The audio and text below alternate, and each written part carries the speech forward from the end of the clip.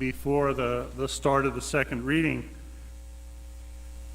Dad came up to read, and he had checked with me before Mass and said, had the baby in his arms, and he says, "Is it okay if I come up to read if I have the baby in my arms?" I said, "Oh, that's great. That'd be super." So I said right before Mass to him, "Now I'm going to be disappointed if when you come up you don't have the baby with you." And so I thought I would go down and get her and bring her up here, give her a little mic time up here, but she's got the bottle in, and I'm not going to mess with her breakfast. So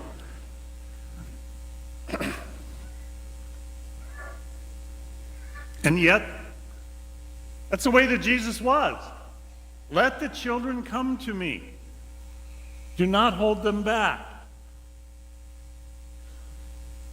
Don't worry if they're not proper. They're real. They're beautiful. And we can't spoil that.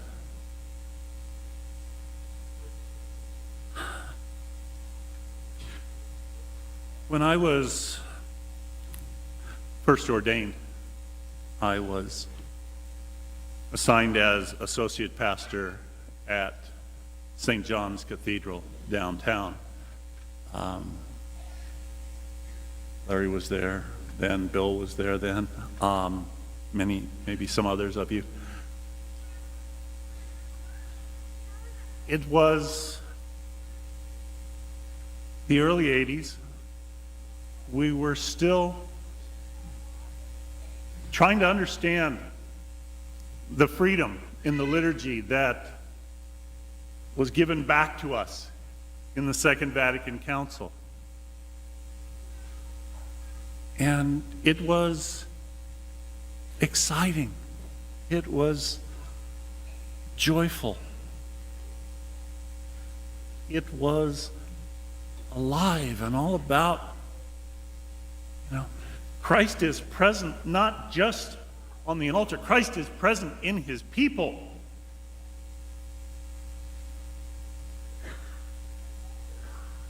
And, we would, in those days, maybe you were members of churches where you're doing things like, using real bread for Eucharist instead of the little plastic bread hosts. Real dishes. It was expressions of who we are. And as we gather to celebrate Christ with us,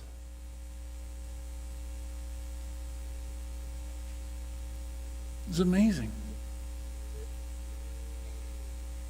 And over the course of these decades, for some reason, it seems in some ways like we, as a church, from my way of looking at it, have chickened out. We've been afraid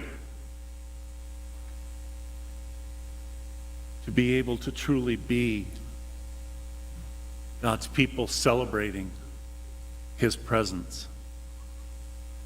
And I'm not talking about the folks in the pews, because it's come from on top. Oh my gosh, the people aren't being pious enough.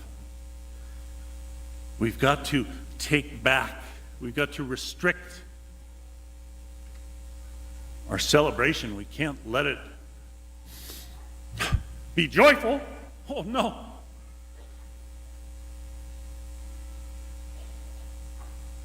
And so it seems just more and more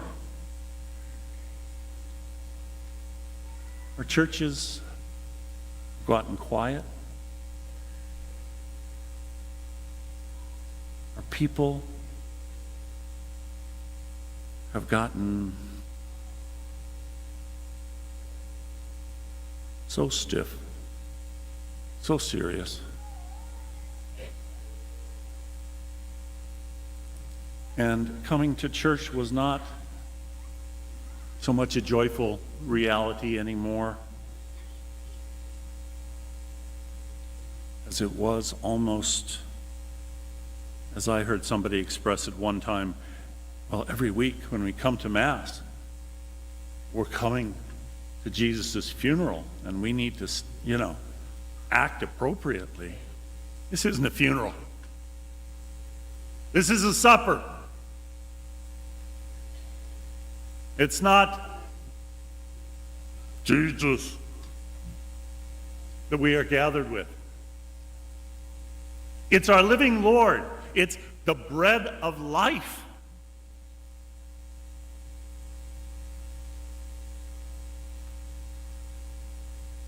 And thank goodness for you folks. For the most part, we have a good sense of that here. I was watching as you came in. And it was neat because I could tell that nobody had taken and put a sign right by the front door that said, "Please check your smiles at the door."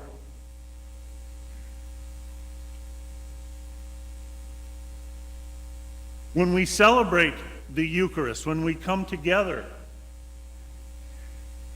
as God's people around the Lord's table,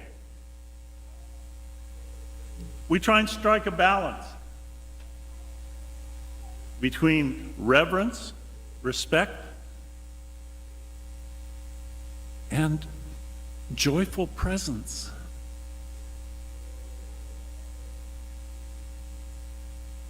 And reverence and respect is important. But it's easy for it to be taken too far into a self-piety.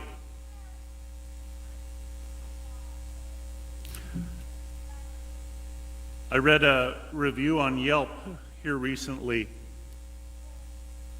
for Bishop Kelly High School. And this person, whoever wrote it, well, they were just bound and determined that BK was not traditional enough, orthodox, quote unquote, enough. I said, and they have Mass in a gym. And when you're in a gym, you can't go in there quietly aware that this is a holy place. Those kids go into the gym and they talk. Yes, they do.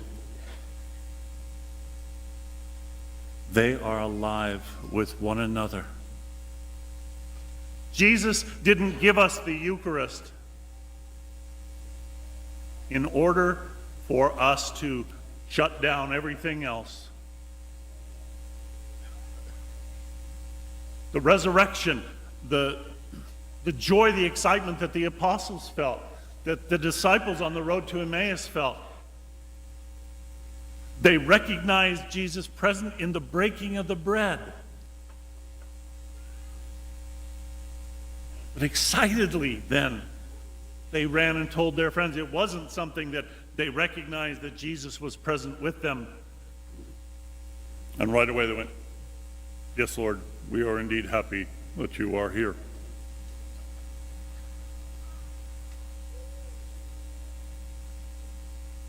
For my flesh is real food. When we gather and we share real food, when we gather together, hopefully they are joyful times.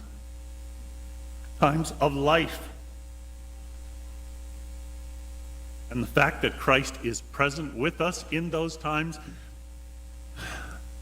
should make us all that much more joyful.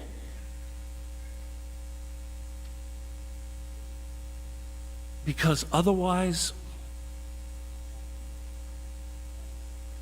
we can get caught up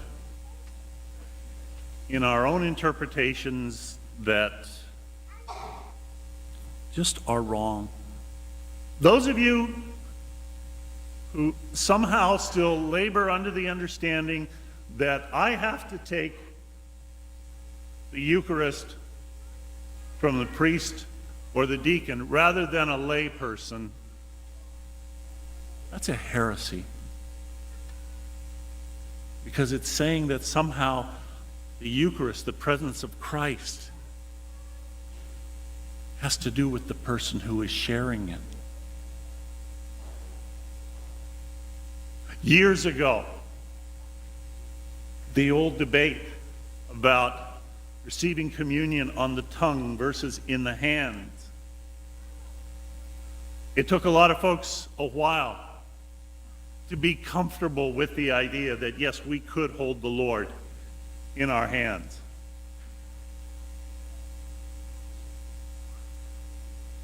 Either way is fine, because it's not a question of whether it's on your tongue or in your hand. It's a question of whether it's in your heart.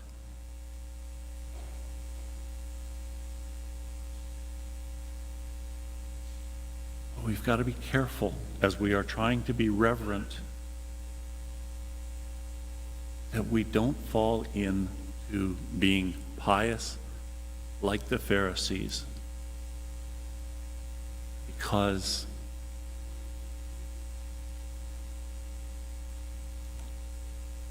even though we might think, well, I have to be this way, this is my way of expressing my reverence for the Eucharist, that's fine. But it's very difficult not to slip into a sense of, well, at least I know the right way to do it, unlike all of these other schlubs. I'm holier than they are. I know what it's really about, and they don't. That's dangerous.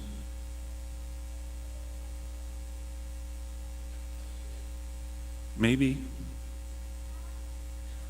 we need to check our own meals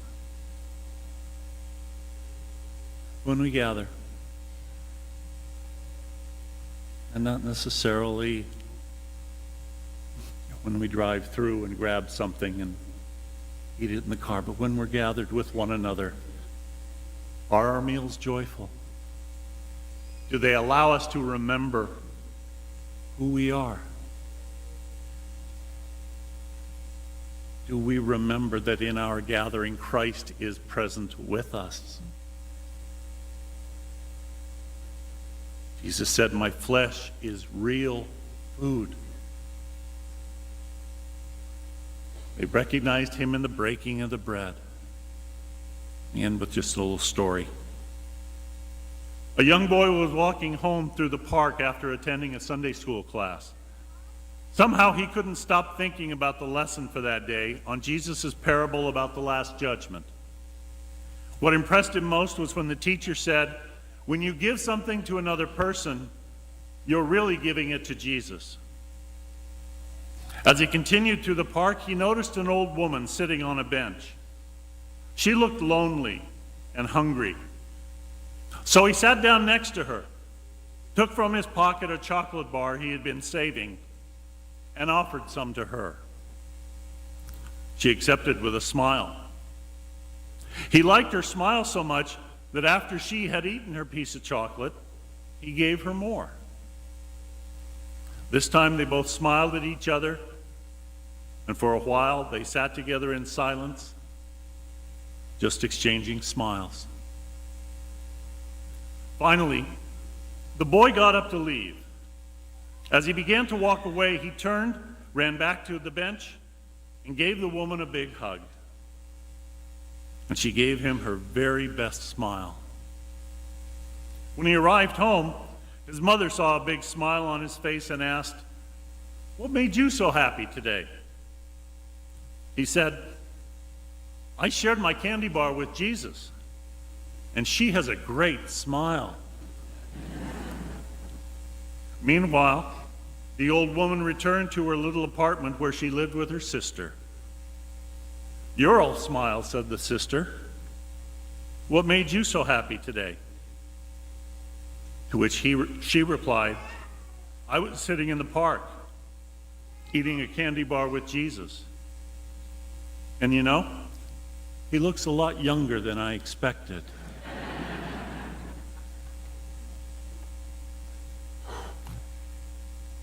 My flesh is real food. I give it for the life of the world. Christ is with us when we gather and we share. Let's never lose sight of that.